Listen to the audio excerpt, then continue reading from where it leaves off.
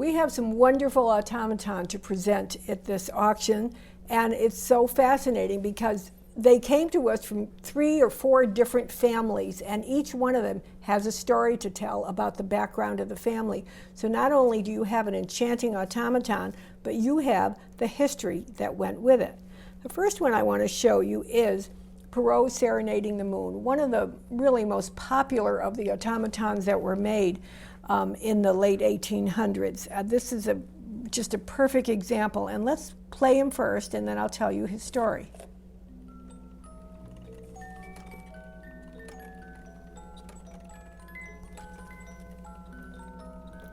You see Perrault's tongue sticking in and out in a saucy little manner and lifting his head back and forth and turning to the side and strumming the musical instrument. He's singing to the moon, perched on the very tip of the moon. And if you will see the moon periodically, the moon will move his mouth up and down as he is responding to Perrault.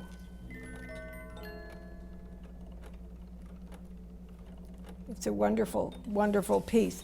The piece is interesting. It belonged really originally to the Rollins family of New York and Connecticut, and it has been in their family since the time it was first gifted to them, to Daniel Rollins, who was an fascinating person, an engineer, an entrepreneur, always out to make his fortune. He was in Brazil, he was in Rio de Janeiro, he was in so many different places. And his wife, which I personally find more interesting than him, accompanied him on all of these trips. And this was grueling at this time because these gentlemen that were going out and working in these mining and engineering towns, the living accommodations were not so wonderful. But his wife had accompanied them. She was a writer and an artist. And she wrote a letter home during one of these trips. And I think the phrase in it has nothing to do with this, but it has to do with tell me a story, the story of these objects and the lives of the people who owned them before us. And she wrote these words: "I have no idle hours to spend in hunting up the bitter foe who simply ought to be my friend." I think wise words for us today. The automaton remained in the Rollins family. It was actually gifted to him by one of the people that he was doing business for in Brazil, which is fascinating to me because obviously these automaton had a source, had a market, had a place where they could be purchased in Brazil, and it was considered a luxury item. And because they had loved the work that Daniel Rollins had done for them, the automaton was gifted to him during the trip there. They returned home with it, and it remained in the family for these 125 years. The family never allowed the children to play with it. It was always in a place of honor in a cabinet, and 2 or 3 times a year they would bring it out, and there are photographs that the next buyer of this will have of the children all gathered around the piece when they were demonstrating it and showing it. Very, very wonderful. Perrault Serenading the Moon, gentle music, and a wonderful family provenance to go with it. Another of the most beloved and the rarest of the French automaton of the late 1800s is Perrault sitting at his writing desk, writing a message very, very busily. Some of the interesting activities that take place here is to watch how the light is lit and he's busily writing away, writing away, writing away. And then his head tips down as though he's fallen asleep, and at the same time, the light goes off. Then he turns his hand, turns the light back on, wakes up, and starts to write again. And the procedure continues. It's a wonderful and just a really interesting statement about social activity at the time. The Perrault figure was one of the most beloved theatrical figures in France and symbolized so many important aspects of it. This piece has the original shop label on the front from Nodad, the prestigious Parisian store, toy store, right on the front. And he's being sold directly from his original family owners in the 16th arrondissement of Paris. So where he has remained stored very carefully, and as you can see from his beautiful condition, beautifully preserved all of these years. Even such an indication of the luxury aspects of this piece is the marquetry on the floor, very, very wonderfully done, of the inlay design on the floor. And again, his wonderful details and the perfect timing of tapping the light to turn it back on as though it were an oil light, and his writing of his little list of the things that he is doing. A great piece. We do not have the name of the original family owners, but we do know it came from this original estate in the 16th arrondissement, and whoever is the next owner of this piece it'll come directly from there. The 16th arrondissement, if you know Paris, is the place. I was listening to NPR radio driving to work this morning, and I listened to this storyline about how people want so much to be happy these days, and so all of these different studies that have been done of how people strive to make themselves happy. Well, I have a quick and easy answer for how you can be happy. Check him out.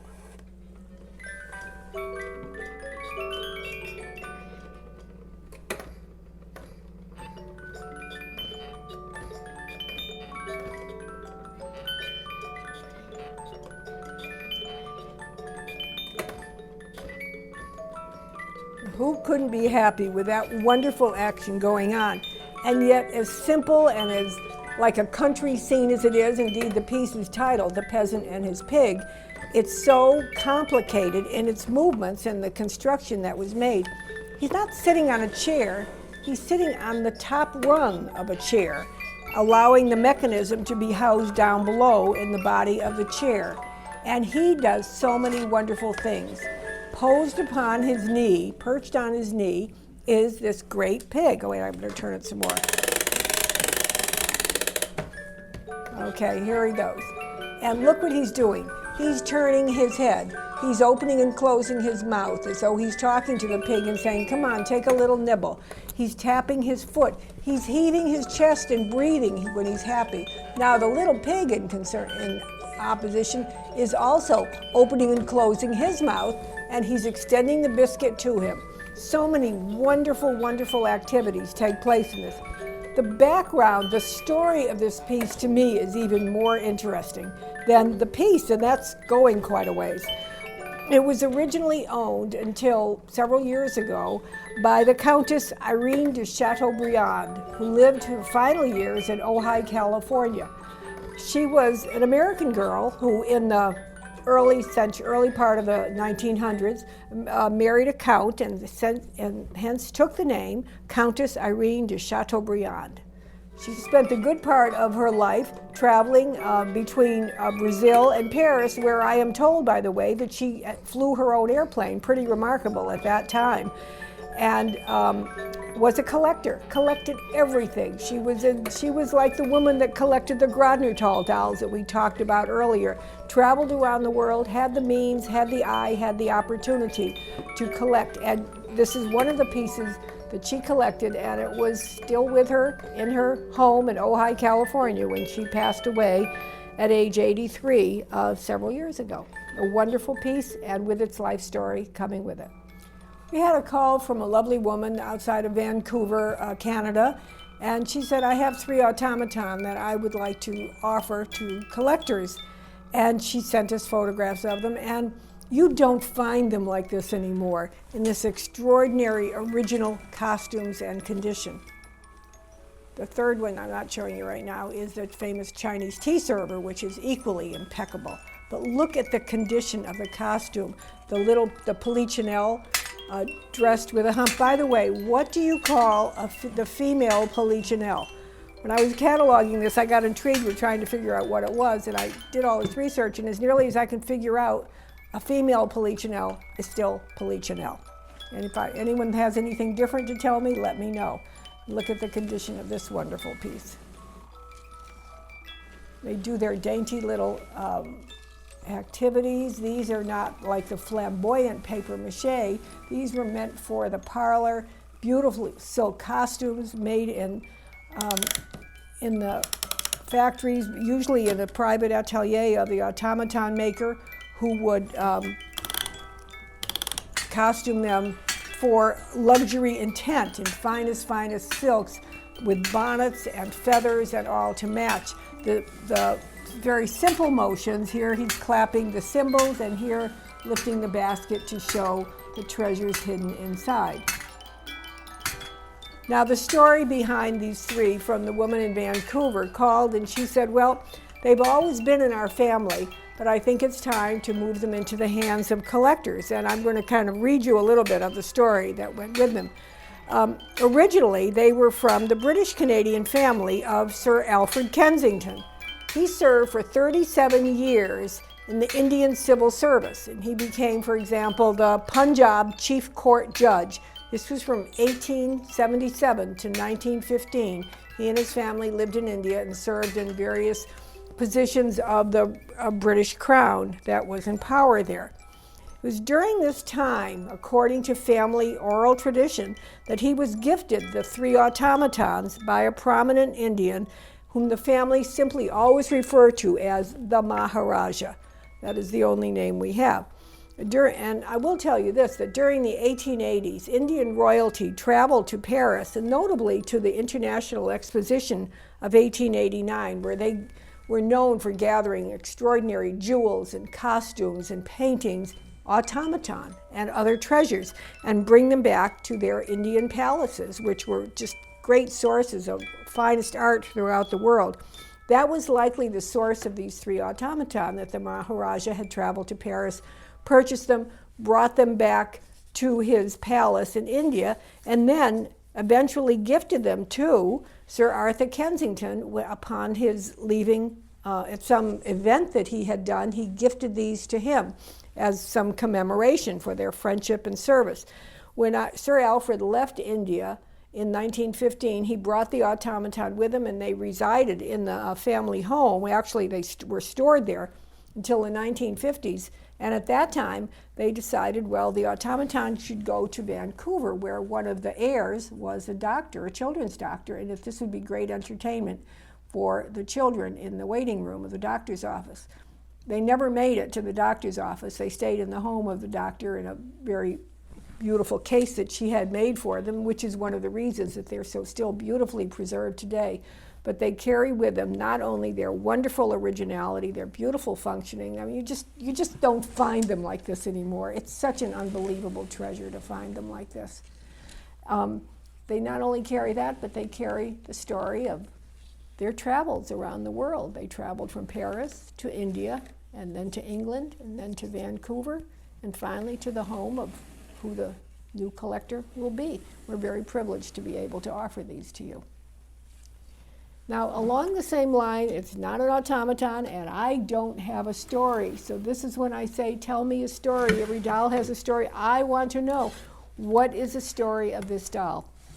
I have never seen this before, never. It is a beautiful little French bébé. It's very, very lovely. This is the original painting on her face. It's fired on, and it's a black mask, like a little girl that was going to one of the Paris balls, the masked balls, where they would dress up and they would walk around with masks, and they were the height of social activity, considered the very height to go to one of these. And notice the detail of the lace fringe on the bottom of her mask. That was so minutely done. That is just the most artistic painting in the world, the bottom of that fringe. I have never seen, in all of the dolls I've seen, and it's a lot, I've never seen one of these before. So when I say every doll has a story, this doll has a story, but I don't know what it is, and maybe you'll be able to find out. That's one of the pleasures of collecting, is looking for the background. Two of the beautiful dolls that we're pleased to offer here are the very exceptionally rare German bisque dolls made with sculpted hair and jewelry. And the story that I can tell you of these dolls relates not so much to their maker as it does to the collection in which they have been housed for many decades and have been featured in a book. And sometimes the story of a doll is the story of where they're featured in a book. We're offering the collection of Lydia Richter at this auction. She was a very early German collector, and she wrote several wonderful books, one of them on the German bisque, Parian, and China dolls, of the lady dolls. And these are two of the dolls that were from her collection. So when you're looking for the story of a doll, sometimes to know it was featured in a book is a really valuable piece of information for you to have. At least you know where the doll has been living for the past number of decades. And I'm going to show you these two, which I think are especially notable. This one, I can't deny it. She's my favorite. You know, I always say we don't collect dolls because we work with them all the time and we think it's a conflict of interest if we were to be buying dolls that we're supposed to be selling for people. So no one in our company collects or buys dolls that we're commissioned to sell. But we always do that. If I was a collector, and I would tell you, if I was a collector, this doll would never leave my hands. She is so extraordinary from my point of view. She was likely one of the early dolls that were shown in the Borgfeldt showrooms in New York, of the type of dolls that could be available but were on special commission. Look at her hair and let me turn her around. Wow, this is so gorgeous the way her hair is done. Light brown hair to begin with, which is very, very rare. And then the sculpting is so extraordinary. Little curls tumbling down onto her forehead, a braid around here, the very elaborate knotting of the hair that is done there. Then when you bring her around, you can see that her ears are partly formed. You see part of them coming out from beneath her curls, and they are pierced, which is also a very good value point. What I love is the color of her blue eyes is exactly the color of her painted necklace, her painted gilt-edged necklace. Absolutely stunning doll. Another example, her sister is also shown in Lydia Richter's book, and I want to show you around because now look at her. It's called like Dresden design. I always call it ribbon candy because it looks like old-fashioned ribbon candy to me. But very, very luxury work that was done, and when you bring her around, you're going to be able to see that it continues around the back. And look at little details, like look at those little curls at the nape of her neck. That is so special. She has, again, the light brown hair. She has blue glass eyes, not the painted eyes, but the glass eyes. And let me show you at the top. She has the black headband with the gilt edging and the very beautifully modeled bodice. So her rarity points, just add them up, they just go on and on. The Dresden ribbon, the black hairband, the light brown hair, the glass eyes, everything about her, and her stunning gown. Two beautiful early dolls, and tell me a story. Their story is told in the book by Lydia Richter, which tells you part of the time of their life where they lived. We don't know their early years where they lived, but we do know recently. We have another woman who contacted us and who said, I have my original family dolls I'd like to sell. And we'd say, okay, we'd love to sell them for you, but we also want to know as much about the family as we can. So what she had was 12 Chinese Door of Hope dolls that were made in the 1920s. And I'm showing you 3 of the ones. This is the bride and groom, and her little cap is on backward because the veil is hanging down the back, which would have been covering her face before the marriage. Look at the detail of the pearl work on the back while I have it turned around. It's just beautiful. All right. Very, very wonderful traditional bride and groom. And this one, my favorite, this is called the kindergarten child. And you have to look at this in detail. The little faces, animal faces on the front of the slippers, the little pocket in the front to put his little work or his pencils or something like that, his little transfer pattern cotton apron, so many wonderful details from this Door of Hope doll.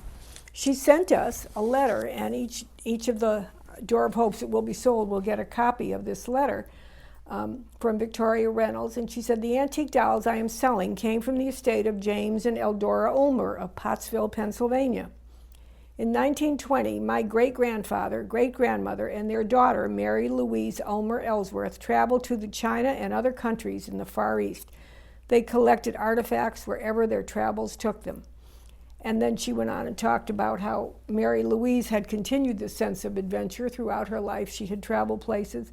And she concludes the dolls have passed on through 3 generations. My aunt Laura Omer Pavas left them to me when she died 20 years ago. So dolls that have been in the original family ownership since their original time, and not only fabulous dolls to own, really rare examples of their type, but the condition of them is absolutely extraordinary, as fresh and vibrant as the day they were made, and they have the family provenance to tell you their life story, where they have been their entire life. That little kindergarten child, wow. Look at that guy. Look at that headdress. That is one beautiful doll. And then we can take a trip back to Lydia Richter that we just talked about with her beautiful early German bisque dolls with sculpted hair. She also had a great interest in Kathy Cruz, and her collection that we'll be offering has a wide variety of some of the rarest models of them, including the one, the Sternpuppen, I believe is the German name. It's the doll with the actually stitched on bonnet. Just really, really rare examples. And I wanted to show you these two, however, since these are not the rarest of the examples, but they were featured on the cover of one of the books that she did on Kathy Cruz dolls. She did several books, but this is one of them. And here are the two dolls that were featured on the cover. And I think that is the story in itself. Tell me a story about these dolls. Well, they were owned by Lydia Richter. She featured them in the cover of her book, and they were beloved possessions of hers for many decades. Two beautiful, all original Kathy Cruz. And finally, I want to tell you about the Mary McEwen wax dolls. These are very, very interesting dolls and show up so seldom. Mary McEwen was born in the late 1800s, and she married a gentleman from Chicago whose family owned a factory for making wax mannequins. And she learned the trade of making wax figures from working in the factory with him, or at least being aware of it. The factory had some problems, and they went bankrupt, and the family moved to Seattle. At that time, she did various things, and she became interested in making wax dolls. And in her later life, she was then widowed. She lived in this large home on one of the hills in Seattle. She started designing and making these wax dolls, and always of black children or black men and women, very highly characterized faces.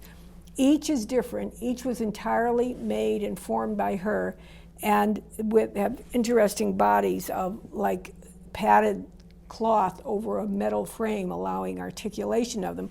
The little boy is really interesting because oral tradition had that she looked out of her window at the children that were playing on the street below, and she wanted to make they were playing baseball, and she had the idea of making a complete baseball team of children, but only a few are known to actually exist. So these have all come from her. She never marketed them at all. They were only when she passed away and her estate was sold, the dolls were found. And I remember like 25 years ago, the only time you ever found these were if you had a collection, that we would handle a collection that would be from, say, Washington or Oregon area. They might have some that would have been acquired at that time, and slowly the dolls have moved to other parts of the country with collectors, and this collection comes from Northern California, and we have, I think, 5 or 6 of them in this auction. Each is different, and I think wonderful, wonderful expressions. I want to thank you for listening to me. Every doll has a story, and to me, it's not only your responsibility to try to always find as much information about the story as you can, but it's also a very, very special kind of joy and pleasure. It makes the objects more meaningful, more significant, and I hope you continue to enjoy collecting as much as I've been doing it almost 50 years working with dolls now, and every time I find something that is curious, that's my special pleasure, and I hope you can find that too. Thanks so much for listening.